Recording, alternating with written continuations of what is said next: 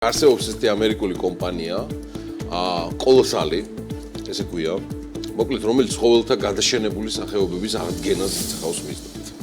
ხო არის რაღაცა, ამათმა ეს დაისახეს მიზნად.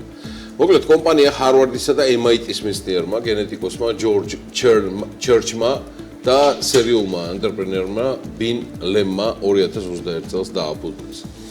კომპანიის პროექტებს შორის ერთი არის განსაკუთრებით ამბიციური და გამორჩეული მეცნიერები ციმბირის ტუნდრაში, უნდა მოფიქრება, მამონტის დაბრუნებას აპირებენ. არ მოგესმით, მამონტის დაბრუნებას.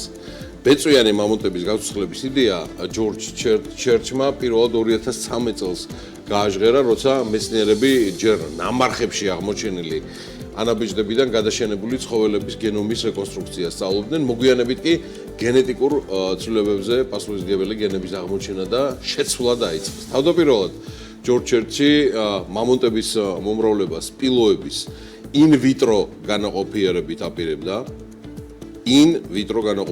აპირებდა, მაგრამ ამ იდეის არაპრაქტიკულობიდან გამომდინარე, ის მალევე უკუაგდო და მამონტების გაზრდა ხელოვნურ საშვილოსნოში გადაწყვიტა. ეს მიდგომა არ არის უპრეცედენტო, შორის ფილადელფიის საბავშვო საავადმყოფოს მეცნიერებმა დიდი ზომის ჩანთის მსგავსი სივრცე შექმნეს, რომელშიც ბატკნის ემბრიონი 4 კვირის განმავლობაში ცოცხლობს. მოკლედ, კოლოსალის მეცნიერები იმედს იტოვებენ და ეს იმედი ამბობენ, რომ არ არის უსაფუძვლო, რომ რამდენიმე წელიწადში მამონტის მსგავს სპილოს ემბრიონებს შექმნიან და მათ ციმბირის ტუნდრას ეკოსისტემაში მოამრავლებენ.